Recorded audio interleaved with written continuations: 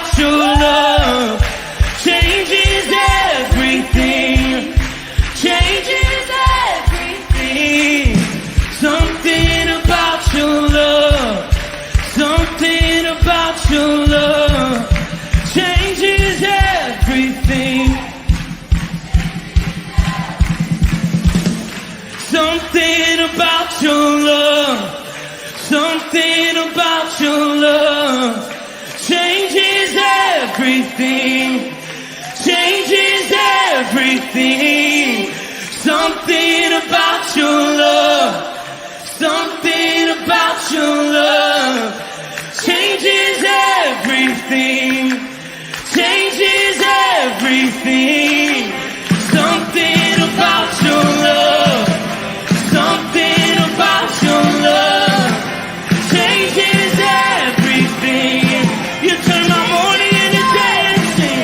You turn my morning into dancing. You turn my morning into dancing. You turn my morning into dancing. You turn my morning into dancing.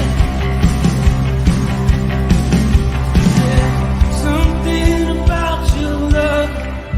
Something about your love changes everything. Good morning, boys.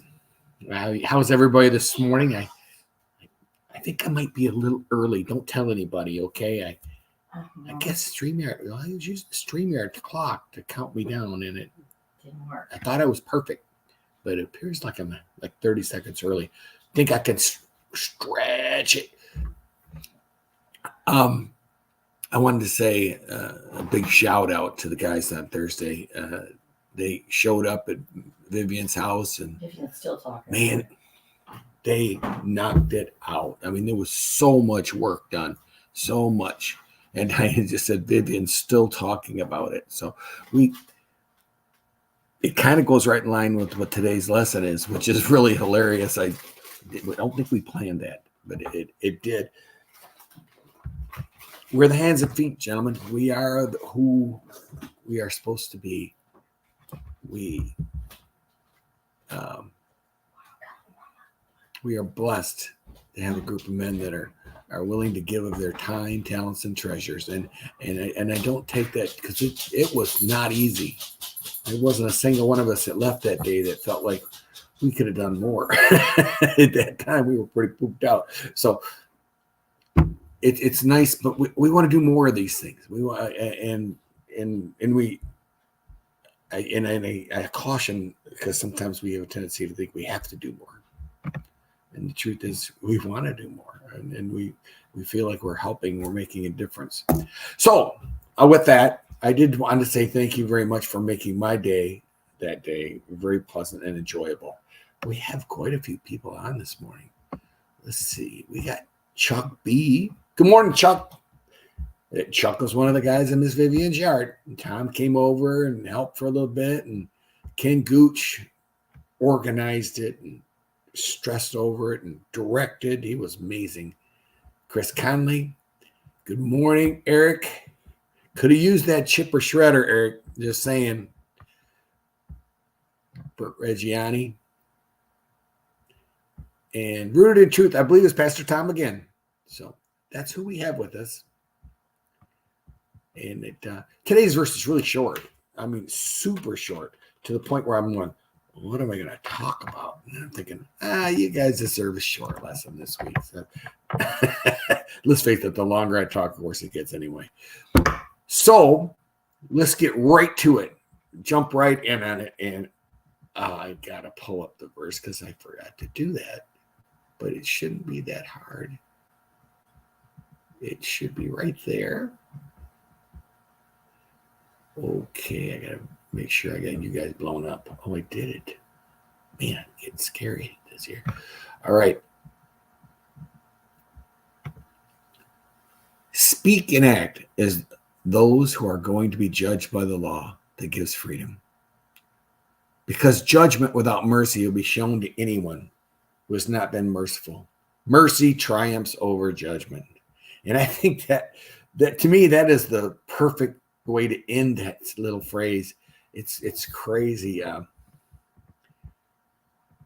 We all talk about mercy, and yet so many of us don't believe it. So we all talk about, do not judge or do not, and yet mercy seems to get shoved to the side because we forget it's the key.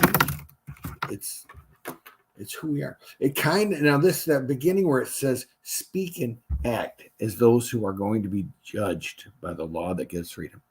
That's how it starts, right? And I looked at that and I go, gosh, I think Paul tried telling us something like that in Romans, where he said, what shall we say then? Shall we go on sinning so that grace may increase? By no means. We are those who have died to sin. How can we live in it any longer? Or don't you know that all of us who were baptized into Christ were baptized into his death? We were therefore buried with him through baptism and death, in order that just as Christ was raised from the dead through the glory of the Father, we too may live a new life. The key, live a new life.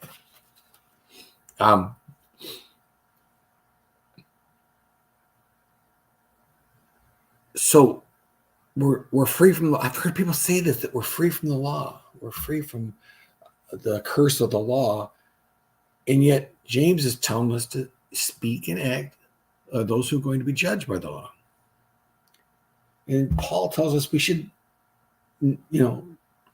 follow the law. Basically, he's telling us the law is still there. It's still a guide in our path. The difference is we are not, that is not the means of our salvation. It's just an evidence of our faith. And then, in the second part of this verse, he goes, because judgment without mercy will be shown to anyone who has not been merciful. So there he uses mercy two different ways in one sentence. And then he finishes up with mercy triumphs over judgment.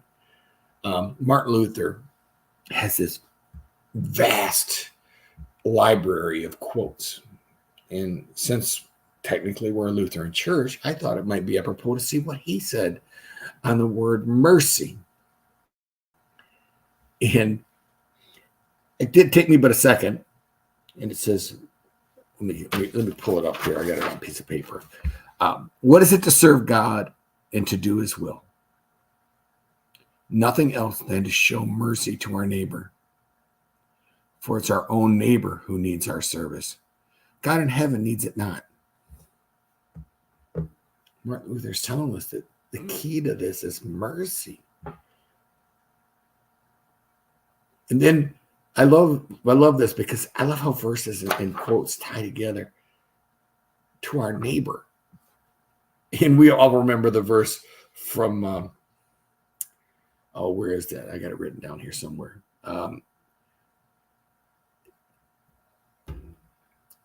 Okay. Oh, the Good Samaritan. The story of the Good Samaritan, where the Pharisees and the teachers of the law asked Jesus, well, who is my neighbor?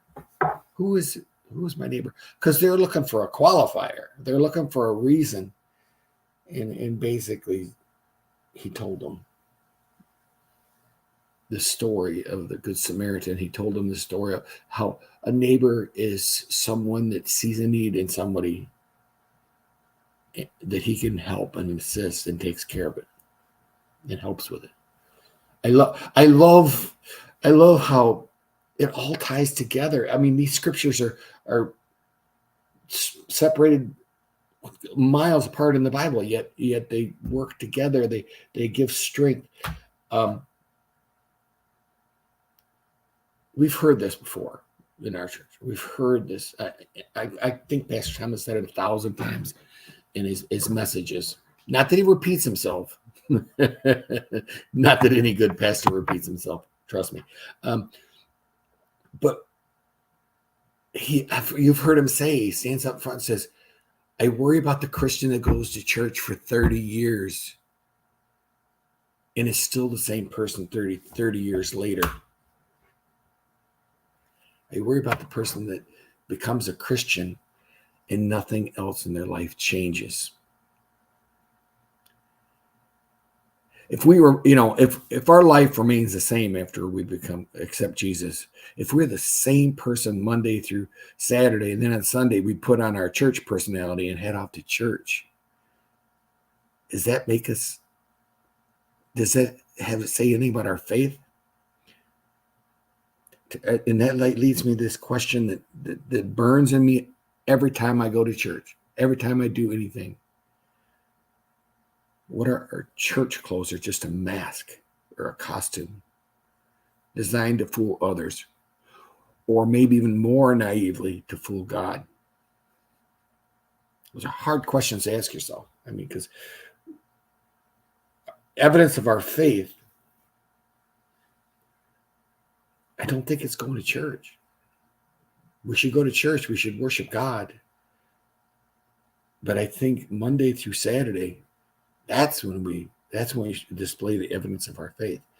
That's when our new life become a part of us, because it's not something we're doing for a few minutes to impress somebody or to make somebody think we're different than we are. So my question is, do we show mercy? Do we take care of the widows and orphans? Do we feed the hungry? Do we clothe the naked? Do we visit them in jail? You know where I got that, right? Matthew 25. For I was hungry, and you gave me something to eat. I was thirsty, and you gave me something to drink. I was a stranger, and you invited me in. I needed clothes, and you clothed me. And I was sick, you looked after me. And when I was in prison, you came to visit me. And the response in the scriptures were, when did we do these things? They did them without even realizing they were doing them. They did them because it was who they are now. Their mercy triumphed over judgment. They did them because they didn't know anything else. They didn't know not to do those things. And they didn't do it for God. Think about it that way. Does God need you to rake somebody's lawn? Does God need you to feed a poor person? It's for you, believe it or not. Those spiritual growth moments when you're giving of yourself to God because you want to, because you feel you have to.